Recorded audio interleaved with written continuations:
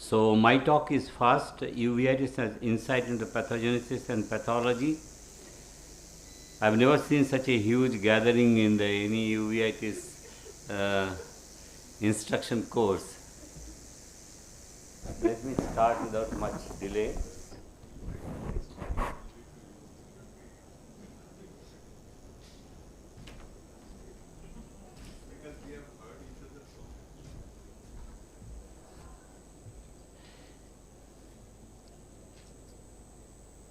Uveitis can be infectious, non-infectious. Non-infectious can be broadly categorized into the autoimmune, and there is a gray zone which can be divided into the autoimmune and idiopathic. Pathogenesis of the uveitis I am not discussed in details. What is the major advancement is the role of microbiome and autoimmune uveitis, particularly in Vogt-Koenigsee-Harder disease. There is a very good work from the Chinese group of the people. And HLA-B27 positive anterior uveitis with gut microbiome. Let me show you a few cases and describe the pathology of uveitis. This is a 16-year-old boy, recurrent attack of pain, redness and blurring of vision, had history of recurrent fever with systemic hypertension. Renal biopsy showed acute interstitial nephritis. Urinary beta-2 macroglobulin was elevated. And here you can see that acute interstitial nephritis. This patient had non-granulomatous anterior uveitis in both eyes, resolved with topical steroids, and he required oral mycophenolate and prednisolone. With this, there is a complete resolution of inflammation. So we collaborated with the pediatric nephrologist and jointly managed this patient. We published this case in the Indian Journal of Ophthalmology, tubulointerstitial nephritis and uveitis, the first report from the ophthalmologic perspectives in India. This is a 32-year-old lady with blurring of vision, and in the fundus showed multiple corneal spots with retinal vasculitis with hemorrhages. What was the differential? One of the differential diagnoses was systemic lupus erythematosus, and it was proved right when we did the anti-double-stranded DNA antibody, which was positive. Now coming to the infectious uveitis, TB, toxoplasma, and the viral is one of the three common causes of infectious uveitis. I will show some histopathological evidence of intraocular tuberculosis. This is a 42-year-old woman, dimness of vision in the right eye for 15 days. She developed exudative mass near the macula, had raised serum ACE and positive COIM test. That time COIM test was done, used to be done. Treated with high dose of oral steroid elsewhere, developed multiple subretinal abscess, and you can see that diffuse subretinal abscess with retinal hemorrhages. The eye could not be salvaged and went to the panophthalmitis. Ultimately, evisceration was required, but evisceration showed eviscerated tissue showed histopathology. Very interesting finding with multiple myriads of acid-fast bacilli in the subretinal space, showing the direct invasion of the Mycobacterium tuberculosis causing the subretinal abscess. Usually, the tubercular uveitis is paucibacillary in nature. This is one of the rare cases where you could see that multiple acid-fast bacilli. This is a photograph taken from Professor Narsingh Rao, and this patient was initially diagnosed as cytomegalovirus retinitis, but not responding with anti-CMV therapy, including ganciclovir. At this stage, the patient was subjected to retinochoroidal biopsy. Retinochoroidal biopsy showed necrotic retina with the Toxoplasma gondii cyst. There is a few inflammatory cells were seen in the choroid.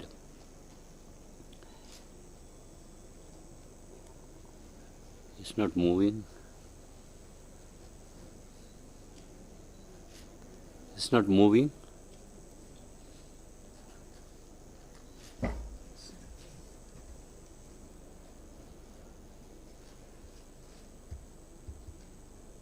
Yeah. This is a case of an autopsy eye of a CMB retinitis which presented with the necrotizing retinitis with hemorrhage, and histopathologic study of the retinal tissue showed full thickness retinal necrosis with inflammation. And this showed, histopathology showed cytomegalovirus inclusion bodies, which you call Owl's eye inclusion bodies. We did the Eels disease several histopathological study, histopathological, immunohistochemical and molecular biologic study of enucleated specimen of a case of Eels disease. And this is the other eye showing retinal vasculitis with the gross capillary non-perfusion. An enucleated eye, blind eye on histopathology showed multiple vascular channels in the retina were surrounded by lymphocytic infiltration. And this lymphocyte was found to be CD8 positive T cells, T suppressor cells were seen. And with few absent B cells and few macrophages CD68 positive cells.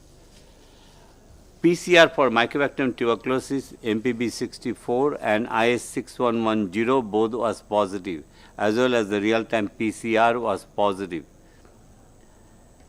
We also studied the histopathology and molecular biologic study of an eyeball of a case of acute retinal necrosis, which is a very rare, and we could see the retinal vasculitis with vascular occlusion, and in fact we could demonstrate the cells with inclusion bodies. In autoimmune uveitis, sympathetic ophthalmia, Vogt-Koenigsegg-Harder disease, intermediate uveitis is three important cause of autoimmune uveitis. We have got the chance of looking histopathology and immunohistochemistry of the same. And here is a gross eyeball section, gross section of the cut section of the eyeball showed diffuse thickening of the choroid. And there is a diffuse inflammatory cellular infiltration, predominantly lymphocytes, involving the choroid with the choriocapillary sparing.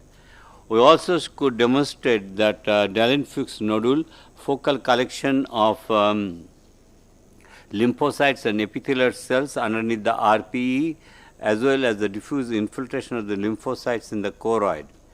Immunohistochemistry showed predominantly CD3 positive T cells.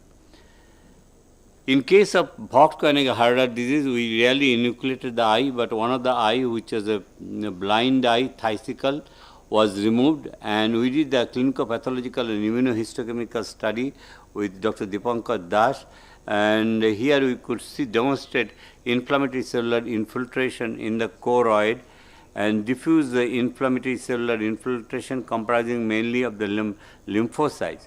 And these lymphocytes are predominantly CD3 positive T lymphocytes. However, there is a few B lymphocytes were seen, but in contrast to the T cells, mostly it is a T cell mediated disease. We have got a very rare case of pars planitis where we did the histopathologic study, and here you could see the pars plana, thickening of the pars plana region. And there is a fibroglia tissue proliferation arising from the pars plana region. And this was a GFFE positive glial fibrillary acidic protein positive, and the trichrome staining also showed positivity. Immunohistochemistry showed CD3 positive T cells as well as the CD8 positive T cells.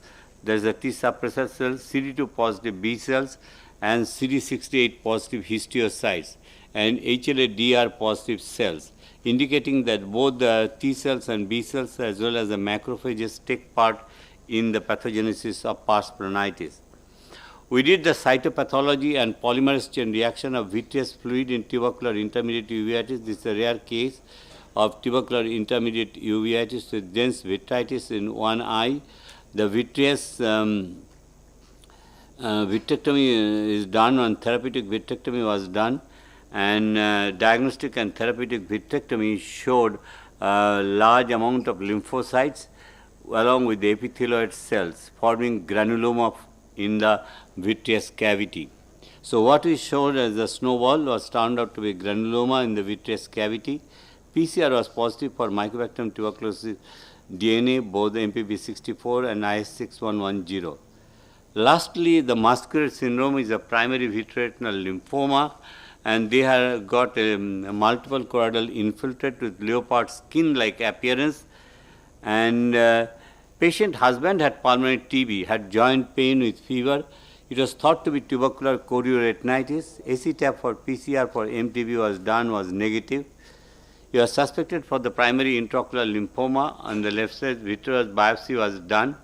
MYD88 mutation was negative. FNAV done, which showed clinched the diagnosis by showing atypical lymphoid cells. CD20, the B cell marker, was positive. Patient was given intravitreal injection rituximab and showed brilliant response. And here is the vitreous biopsy specimen, showed necrotic background and with a large lymphoma cells. And cell block preparation showed multiple pleomorphic lymphoma cells in necrotic background. Immunohistochemistry was done, which was positive for CD20.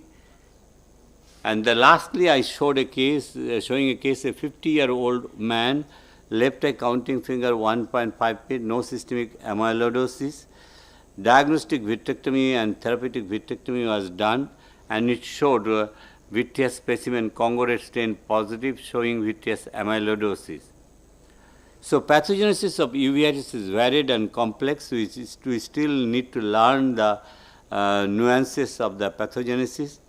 Clinical pathological immunohistochemical and molecular biologic study to some extent can give insight in better understanding of pathogenesis of in non-infectious autoimmune uveitis. Thank you very much.